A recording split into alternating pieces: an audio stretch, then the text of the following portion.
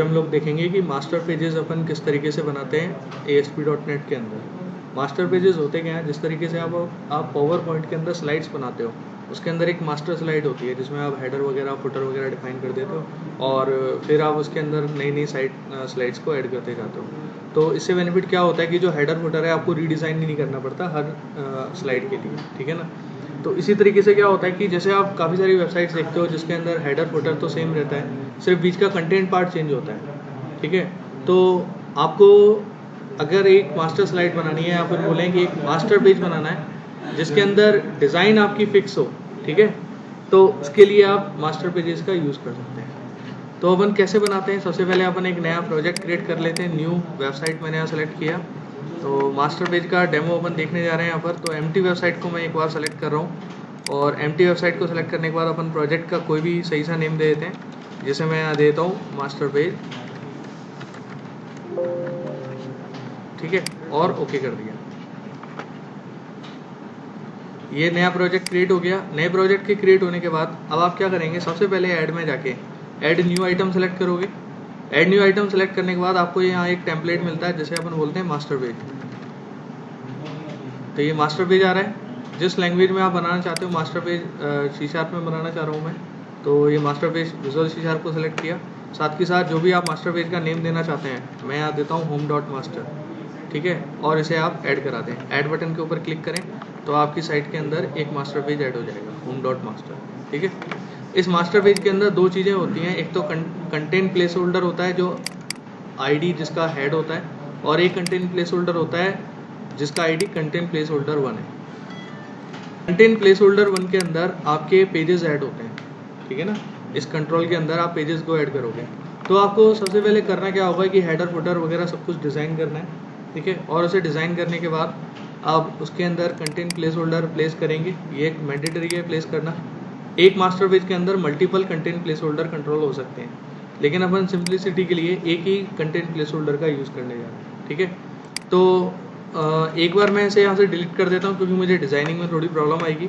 Split में जाके मैं क्या करता हूँ, एक टेबल के थ्रू पेज को डिज़ाइन करता हूँ जिसमें हेडर फुटर वगैरह सब कुछ ले लेते हैं अपन। तो ये अपना ब्लॉक ओपन हो गया। स्प्लिट व्यू में जाके आप सोर्स व्यू में जाकर और यहाँ से टेबल को सेलेक्ट कीजिए। इंसर्ट टेबल किया आपने।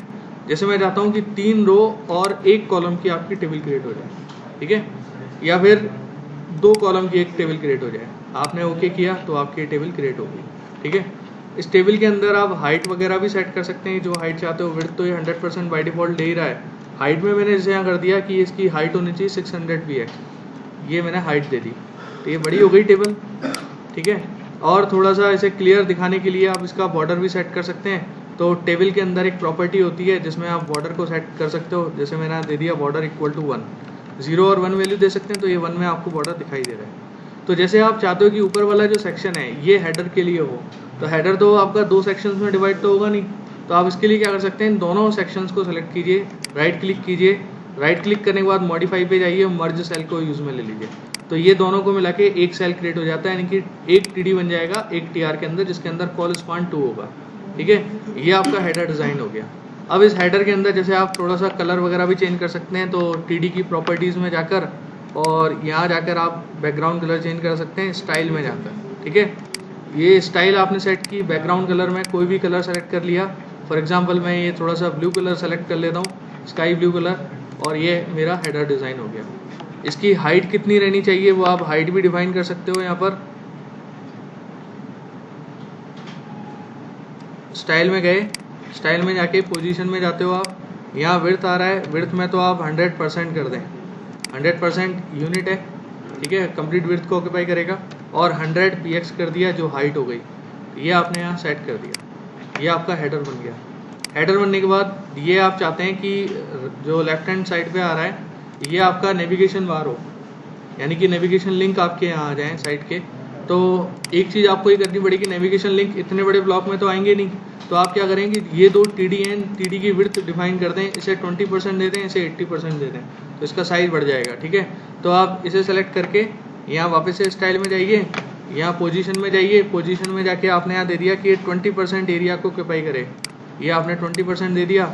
और क्लियरिटी से अपने को दिखाई दे कौन सा सेक्शन है, तो आप इसमें सेक्शन चेंज करके आपने ब्लू कलर कर दिया। और आप फॉन्ट का कलर भी चेंज करके वाइट कर सकते हैं जिससे वो क्लियरली दिखाई दे।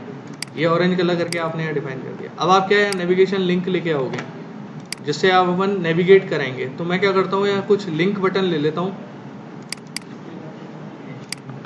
ये आ गया एक लिंक बटन, दूसरा एक और लिया मैंने, दूसरा लिंक बटन आ गया और एक और लिंक बटन लिया। 3 लिंक बटन मैंने यहाँ डिफाइन कर दिए। तीनों के अंदर मैंने अलग अलग पेजेस के नेम दे दिए। जैसे ये होम के लिए होगा, ये अबाउट अस के लिए होगा और ये कॉन्टैक्ट अस के लिए होगा। 3 पेजेस आपने यहाँ डिफाइन कर दिए, ठीक है। अब ये जो सेक्शन है, अच्छा ये जो आपके एलिमेंट्स आ रहे हैं, ये एलिमेंट्स कहाँ आ रहे हैं, लेफ्ट और मिडिल में आ रहे हैं। ये क्यों होता है, क्योंकि इसका vertical alignment by default centre होता है, ठीक है ना। तो आप वर्टिकल अलाइनमेंट को चेंज कर सकते हैं स्टाइल में जाकर, और यहाँ जाके आपको मिलेगा ऑप्शन वर्टिकल अलाइन का ब्लॉक में, ठीक है। यहाँ देखिए वर्टिकल अलाइन आपको मिल रहा है, इसमें मैं टॉप कर देता हूँ। तो टॉप करेंगे आप, ओके करेंगे तो देखिए टॉप पर चले गए एलिमेंट्स। इसी तरीके से आप इसका भी वर्टिकल अलाइनमेंट सेट कर दीजिए। मैं क्या करता हूँ ब्लॉक में जाके यहाँ से वर्टिकल अलाइन प्रॉपर्टी को सेलेक्ट करता हूँ टॉप, और ये मैंने सेट कर दिया। पोजीशन में जाके मैं इसकी विड्थ को सेट कर देता हूँ कि 80% को ये ऑक्यूपाई करे। तो 80 है और परसेंटेज यहाँ डिफाइन कर दिया, और इसकी विड्थ मैंने डिफाइन कर दी कि 400 px विड्थ लें, ठीक है। तो ये हो गया आपका। अब ये फुटर हो गया। तो फुटर में भी 2 सेक्शंस तो होते नहीं है, एक सेक्शन होता है। तो दोनों टीडीज को सेलेक्ट करके मॉडिफाई में जाके मर्ज सेल कर दीजिए, तो ये फुटर बन जाएगा। और इसकी हाइट और विड्थ को भी सेट कर दीजिए, तो आपको क्लियरली दिखाई देगा ये। तो स्टाइल में जाके मैं क्या करता हूँ, यहाँ जाकर पोजीशन में जाता हूँ। पोजीशन में मैंने यहाँ दे दिया कि 100% तो ये विड्थ को ऑक्यूपाई करेगा और 100 px ये हाइट लेगा, ठीक है। बैकग्राउंड कलर में जाके इसका कलर अपन ब्लैक कर देते हैं, तो अपने को क्लियरली दिखाई देगा ये। तो ये फुटर बन गया। तो इस तरीके से आपने एक छोटा सा पेज डिज़ाइन कर लिया। आप चाहें तो डिज़ाइन व्यू में जाके क्लियरली इसे इस तरीके से देख सकते हैं, ठीक है। अब इस सेक्शन के अंदर, ये तो हेडर सेक्शन हो गया, कंपनी का लोगो वगैरह आएगा। ये नेविगेशन सेक्शन हो गया जहाँ नेविगेशन होंगे। यह आपका राइट में जो कंटेंट सेक्शन है, जो कंटेंट्स होंगे वो इस लोकेशन पे होंगे। तो आपने एक कंटेंट प्लेस होल्डर को रिमूव किया था यहाँ से, ठीक है। तो मास्टर पेज में से अगर कंटेंट प्लेस होल्डर को आप रिमूव कर देते हो और मास्टर पेज आपका ओपन है, तो आपको एक कंट्रोल और दिखाई देता है जिसे अपन बोलते हैं कंटेंट प्लेस होल्डर। आप इसे ड्रैग एंड ड्रॉप करके यहाँ लिए हैं, तो ये आपका डायनेमिक पेज ऐड करने का सेक्शन हो गया। यानी कि जो भी आप पेजेस ऐड करेंगे वो इसी लोकेशन पर ऐड होंगे, ठीक है। अब आप क्या एक नया पेज ऐड कीजिए। मैं जाता हूँ ऐड में जाके न्यू आइटम सेलेक्ट करता हूँ, वेब फॉर्म सेलेक्ट किया। वेब फॉर्म में मैं नेम देता हूँ इसको होम। और एक चीज़ आपको और ध्यान रखनी है, जब आपने मास्टर पेज बनाया हुआ है, आप चाहते हैं कि ये पेज आपको उसके अंदर ऐड हो जाना चाहिए, तो आप सेलेक्ट मास्टर पेज को सेलेक्ट कीजिए यहाँ से, ठीक है। जब आप पेज को नया क्रिएट कर रहे हैं तो सेम टाइम पर आप सेलेक्ट मास्टर पेज ऐड करें। ऐड बटन के ऊपर क्लिक करें तो आपसे पूछेगा कि किस मास्टर पेज को आप ऐड करना चाहते हो। एक्चुअल में आपके प्रोजेक्ट के अंदर मल्टीपल मास्टर पेजेस हो सकते हैं, मास्टर स्लाइड्स हो सकती हैं आपकी, ठीक है। तो होम डॉट मास्टर ही बना हुआ है हमारा एक, तो ये मैंने सेलेक्ट कर लिया। तो इसमें आप गौर से देखें, एक्चुअल में ये भी 2 कंटेंट प्लेस होल्डर बना रहा है, कंटेंट कंट्रोल बना रहा है, ठीक है। इसमें आप देखें content place holder ID head, ये एक्चुअल में मास्टर पेज के इस कंटेंट प्लेस होल्डर को रेफर कर रहा है जो आपने ऊपर डिफाइन किया हुआ है, ठीक है ना। इस जो कंटेंट कंट्रोल है आपका, ठीक है। यहाँ अबाउट अस के ऊपर क्लिक करेंगे, अबाउट अस आ गया। कॉन्टैक्ट अस के ऊपर क्लिक करा, कॉन्टैक्ट अस आ गया। होम के ऊपर क्लिक करा, होम आ गया। तो आप देखें इन तीनों सेक्शंस के अंदर जो चीज़ चेंज हो रही है वो कंटेंट प्लेस होल्डर है ओनली, बाकी का पेज आपका एज इट इज है। ये आपका मास्टर पेज होता है, एक सिंपल मास्टर पेज मैंने आपको बताया। अब आगे मैं आपको उन कंटेंट प्लेस होल्डर का मतलब समझाऊंगा कि ये क्यों यूज में आते हैं, ठीक है।